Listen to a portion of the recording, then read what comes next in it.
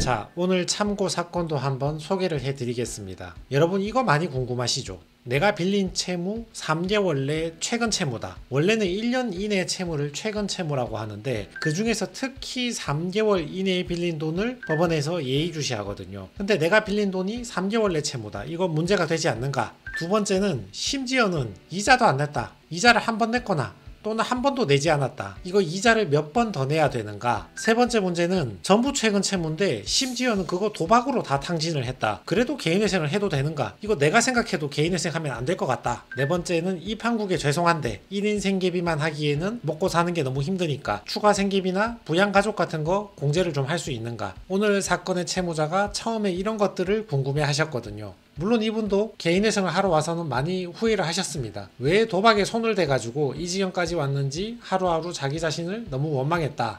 근데 지금 대출금 갚아보려고 노력을 해도 되지가 않으니까 너무 힘들다. 이렇게 진술서를 쓰셨는데 이분이 11월 7일에 신청이 들어갔거든요. 근데 보시면 9월 대출, 9월 대출, 10월 대출, 10월 대출, 10월 대출, 10월 대출, 10월 대출 11월에 신청을 했으니까 상담받으러 온 것은 10월이잖아요. 그러니까 대출 받고 바로 오신 거예요. 그러니까 대출 받고 도박 탕진하고 바로 찾아오신 거죠. 재판 시작하자마자 인지액 27,000원, 송달료 41만원 내라. 요 정도 참고하시면 됩니다. 금지 명령이 나왔습니다. 수원법원이었는데 최근 채무가 굉장히 많고 전부 도박이었는데 금지 명령을 받았습니다. 확대해서 보시면 유체동산 압류하지 말고 월급, 수당, 상여금, 급여, 퇴직금 이런 거 압류하지 마라. 변제를 받지도 말고 변제를 요구하지도 마라. 이런 취지입니다. 보전 권고 시작하자마자 법원에서 바로 분위기 파악을 한 거죠. 개시 신청 직전에 채무가 크게 증가했다. 이것은 채무자회생법 제595조 제7호 기각사유에 규정이 되어 있는 그 밖에 신청이 성실하지 아니한 경우에 해당할 가능성이 높다. 특히 3개월 내에 1억 1천만원 상당을 빌렸는데 전체 채무액의 95%가 3개월 이내의 최근 채무다. 법원에서 크게 의문점을 제시하는 거죠. 최근 채무에 대해서 사용처를 물어보는데 전부 최근 채무니까 다 물어보는 겁니다. 1, 2, 3, 4, 5, 6, 7, 8, 90번 채권에 대해서 어디에 사용했는지 전부 다 소명해보라. 싹 다 물어보는 겁니다. 도박, 주식, 코인, 유흥비, 낭비, 사용처 불명한 거, 특정 채권자에게 편파 변제한 거는 청산가치에 반영하시라. 사용처 도표는 이런 식으로 만드는 것입니다. 1000만원 빌렸다. 200은 변제하는 데 썼고 300은 변제하는 데 썼고 500은 변제하는 데 썼다. 1000만원 빌려서 1000만원 사용했으니까 두 개 금액이 똑같잖아요. 이렇게 사용처를 설명해 주는 겁니다. 도박했다는 사실은 숨길 수가 없겠죠. 왜냐하면 계좌 내역을 전부 다 제출을 해야 되기 때문에 도박한 사람들은 특정 계좌로 돈이 계속 왔다 갔다 하잖아요. 그걸 보면 회생위원도 금방 눈치를 채는 거죠. 위 계좌에서 30만원 이상 사용한 금액에 대해서 어디에 사용했는지 사용처를 아래 도표와 같이 정리해보라. 계좌 내역에서 쓴 돈 중에서 소명이 없는 거, 친인척한테 편파 변제한 거, 주식 선물, 코인 투자, 도박, 별풍선 게임, 사치, 유흥, 사용처 불분명한 거 이런 것들은 청산가치에 전부 다 반영하라. 신용카드도 마찬가지죠. 최근 2년 동안 신용카드 쓴 거 중에서 30만원 이상 사용한 금액 사용처 소명하고 현금 서비스 카드론 받은 것은 10만원 이상 쓴 것도 전부 다 소명해라. 원래 10만원 이상까지는 소명을 잘 안 하는데 30, 50, 100 이런 단위로 가는데 아무래도 도박을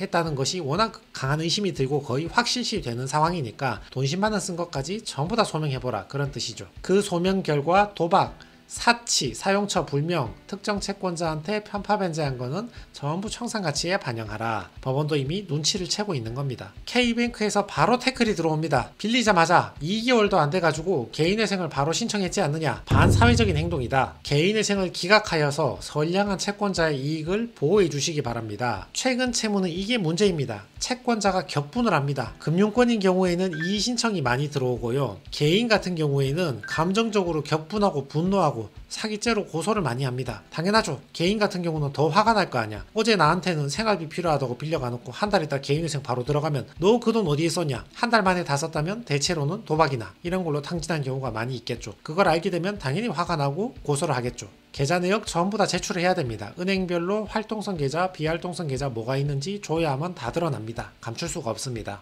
자기가 돈 사용했던 거 사용처를 이렇게 정리하는 건데 확대해서 보시면 전부 온라인 도박이죠. 최종적으로는 이분 소득이 310만원인데 1.5인 생계비 정도에서 157만원 제외했습니다. 1인 생계비만 공제하는 게 마땅하죠. 도박 같은 경우는 통과 안 시켜주고, 방금 보셨지만 95%가 최근 채무였고 이자를 한 번도 안 냈잖아. 기각이 나와도 이상한 상황은 아니었지만 1인 생계비를 넘어서 더 많이 빼줬습니다. 이분 밑에 자녀가 있었기 때문에 부양해야 되는 상황을 설명을 좀 했거든요. 그래서 157만원 빼고 152만원 변제해라. 대신 36개월이 아니라 60개월의 변제 계획안이 나왔습니다.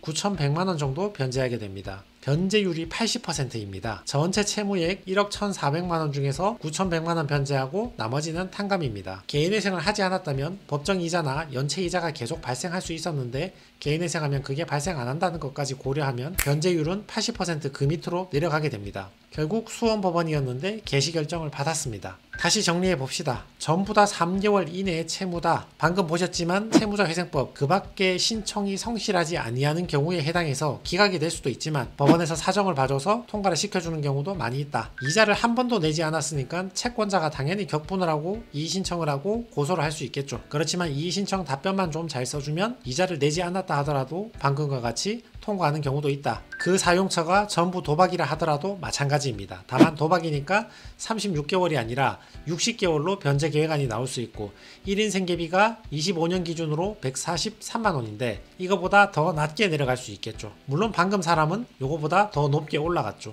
전부 도박이고 최근 채무이고 이자도 한 번도 안 갚았지만 일정 부분 부양가족을 인정받는 경우도 있긴 하다. 그러나 반대로 아예 기각이 되거나 1인 생계비만 딱 인정이 되거나 그 1인 생계비조차 인정되지 않고 감액되는 경우도 있기는 하다. 물론 채권자에게는 굉장히 죄송한 사정이죠. 근데 제가 개인회생을 많이 하다 보면 항상 이런 경우가 많이 발생하거든요. 채무자 입장에서는 어떻게 보면 굉장히 현명한 선택이거든요. 이분 같은 경우는 엊그제 돈을 잔뜩 빌려가지고 도박으로 전부 날리고 다음 주에 바로 개인회생을 신청한 거잖아요. 채무자 입장에서는 돌려막기 하면서 고통에 빠지지 않고 바로 개인회생으로 분할 변제하고 끝내버렸으니까 고통의 시간이 짧아지고 자기 기준에서는 현명한 선택을 하게 된 거죠. 이와 반대가 자영업하다가 채무가 슬금슬금 늘어났다. 생활비 때문에 자녀들 키우다가 채무가 슬금슬금 늘어났다. 이런 분들은 냉정하게 바로 손절치고 개인회생을 들어가지 못하고 계속 돌려막기를 하거든요. 부모님 돈도 빌려오고 배우자한테도 빌려오고 친구한테도 빌려오고 더 이상 돈을 빌릴 수가 없는 막다른 골목에 이르르면 2년, 3년, 4년 오랫동안 돌려막기 하면서 마음고생 다 하고 마음이 누더기처럼 다 다치고 나면 그 다음에 개인회생을 하러 오시는 거죠. 약간 이렇게 모순되는 경우가 많이 발생합니다. 주식, 코인, 토토, 도박 이런 분들은 날리면 마음고생 안 하고 다음 주에 바로 그냥 회생해버리고 생활비 자영업 대출 열심히 사는 분들은 어떻게든 갚아보려고 들고 버티다가 3년 4년 마음고생 굉장히 오래 하시고 오는 경우가 많이 있다.